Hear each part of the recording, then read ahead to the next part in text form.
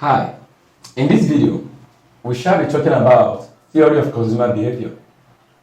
By the end of this lesson, you should be able to learn the definition of utility, the various approaches to calculating utility, forms of utility, and solve questions from the UTM and SSCE past questions. Also, you should be able to state the law of diminishing marginal utility. Hi, now let's discuss theory of consumer behavior. This theory explains reasons why consumers behave the way they do as assumed in the theory of, or rather as assumed in the law of demand. However, a consumer is expected to be rational and consistent in all his decisions. Utility can be defined as the satisfaction derived from consuming goods and services. The power of a commodity to satisfy consumers' wants is what we actually mean by utility. Now let's look at the various forms of utility. We have three forms of utility. They include form utility, place utility, and time utility.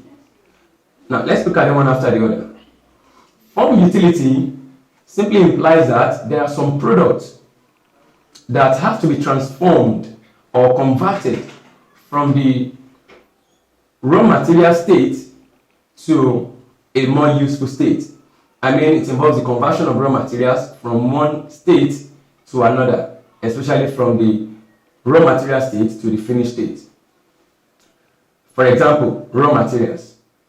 Before raw materials can possess utility, they have to be transformed from the state of being raw to state of finished or semi-finished, where they can actually be used or made use of by consumers.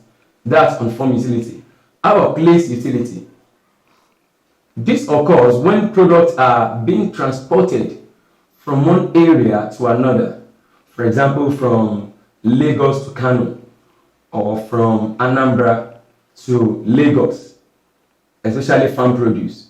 So most farm produce do not possess utility on the farm, except when transported from the farm to the market. So this kind of utility is called it's called place utility.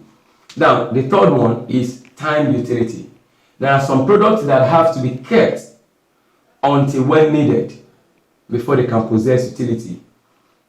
An example is seasonal products like Christmas goods or New Year goods, or even when this Muslim festival is approaching, the Ilayah festivals.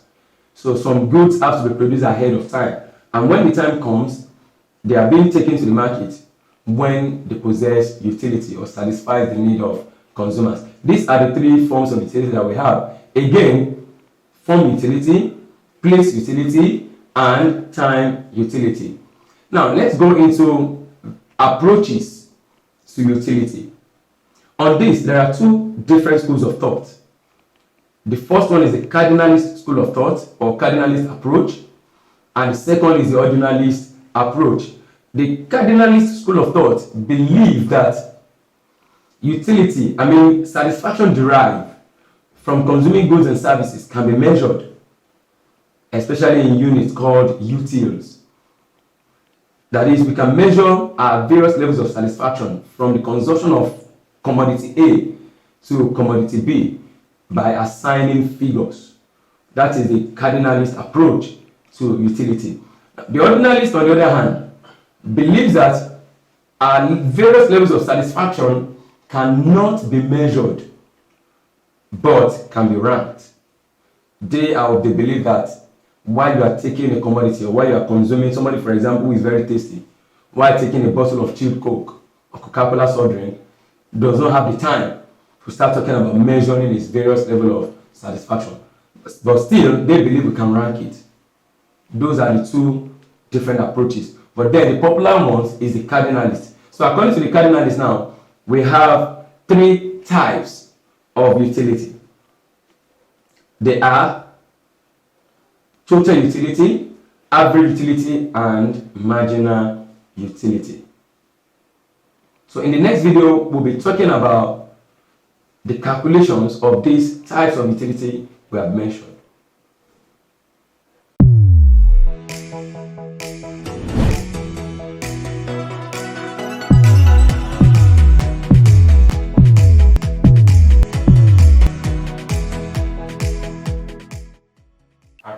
Hello, in this video, we'll be discussing the various types of utility based on the cardinalist approach, and they are total utility, average utility, and marginal utility.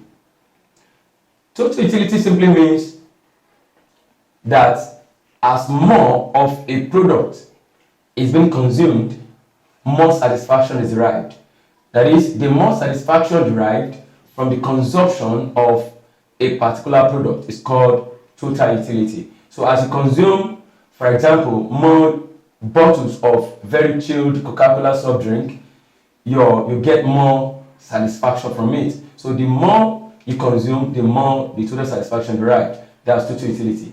Now, average utility is simply dividing the total utility by the number of, or by the units of a commodity consumed. So it is very simple. Just divide the total utility by the number of items consumed, while marginal utility is the additional utility or satisfaction you derive when you consume more of a particular product. Now, it is important to state here that the more of a particular product you consume, the lower your marginal utility. As we can see on the table, we have number of oranges consumed by a given consumer. We have the three concepts: total utility, average utility, and marginal utility. Now, applying the formula as explained earlier, total utility is calculated, of course, the first level, the number of units consumed is 0, no total utility. Total utility is 0, while the average utility is equally 0.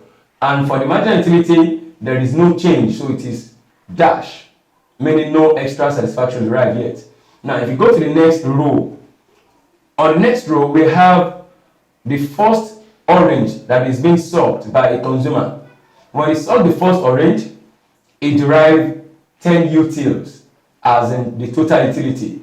Of course, if you apply the formula to calculate total utility, you have your average utility multiplied by the number of oranges consumed. Now, what is the average utility from the table? The average utility is 10, while the consumer consumed or sucked 1 orange. So multiply 10 by 1, it gives 10 utils. The same thing like that if we continue downwards. The next one we have, that's for the total utility, we have 19 when it consumed or when it sucked the second orange. It derived 19 utils, as in satisfaction. And how do we get the 19? Multiply the average utility, which is 9.5, by 2. So 9.5 times 2 gives us 19 utils. And if you go on like that, you apply the formula, you get your answers correctly. Now, on marginal utility is the extra satisfaction derived. Okay, let's look at it. When it sucked the first orange, as in compared when it didn't suck any orange, there was no extra satisfaction derived.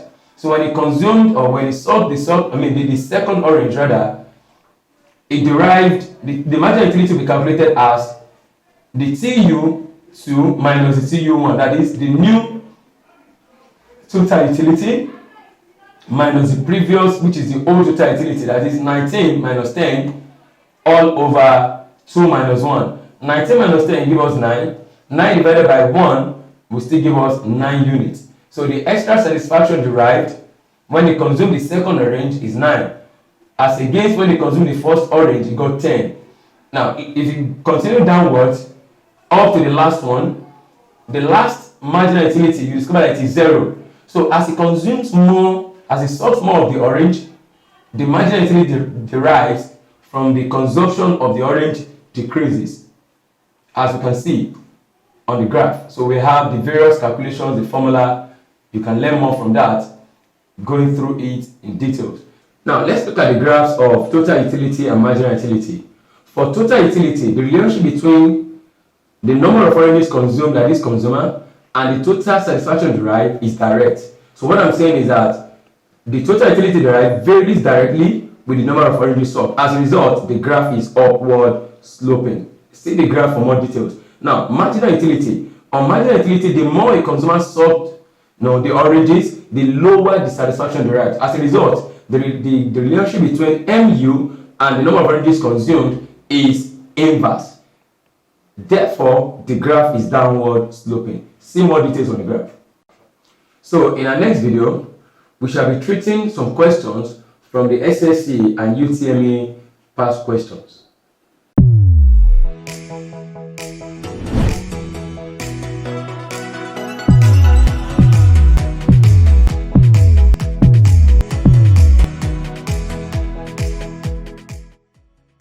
Hi, in this video, we'll be looking at some questions from the SSCE and UTME past questions.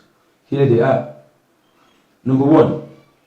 A rational consumer tends to do all the following except option A, buying more at a higher price than at a lower price. Option B, buying more at a lower price than at a higher price. Option C, aiming at utility maximization. And option D, reacting to price changes. Option E, complying with the laws of demand. The right answer to this question is option B, buying more at a lower price than at a higher price. Of course, this is because a rational consumer buys more at a lower price than at a higher price. Question number 2. The theory of consumer behavior is based on all the following assumptions except dash. Option A, that the consumer is assumed irrational. Option B, consumer taste remains constant. Option C, consumer has a budget constraint. Option D, consumer aims at maximizing utility. Option E, a consumer is exposed to more than one commodity. The right answer to this question is option A, consumer is assumed irrational. Of course, the consumer is never assumed irrational because the question says except, that it does the following except. So the consumer is not assumed irrational, rather he is assumed to be rational. Let's go to question 3. In a normal or typical demand curve, schedule, the quantity demanded is dash. Option A, directly related to price. Option B, inversely related to price. Option C,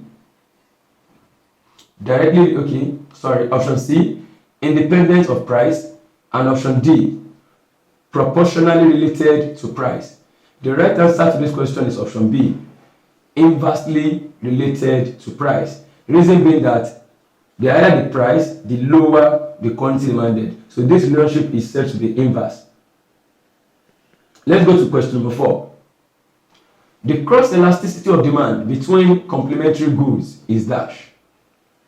Option A, unitary. Option B, positive. Option C, 0. Option D, negative. This question is from UTME 1991.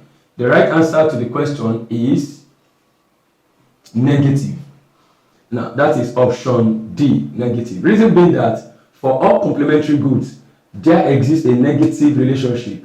An increase in the price of one leads to a decrease in the demand for the other. Now, let's take the last question, number 5. The demand curve slopes downwards from left to right. Again, the demand curve slopes downwards from left to right due to dash. Option A, diminishing marginal utility. Option B, diminishing returns to the scale. Option C, reduction in supply. Option D, says the law of demand and supply. And the last option, reduction in purchasing power. The right answer to this question is option A, It is due to diminishing marginal utility. The reason being that a demand curve has a downward sloping movement or slope due to the diminishing marginal utility. Now, what has diminishing marginal utility got to do with demand curve? The more of a product consumed by a consumer, the lower the extra satisfaction it derives. As a result, because he doesn't get more satisfaction, he will be willing to pay less price. So that makes it related to demand curve.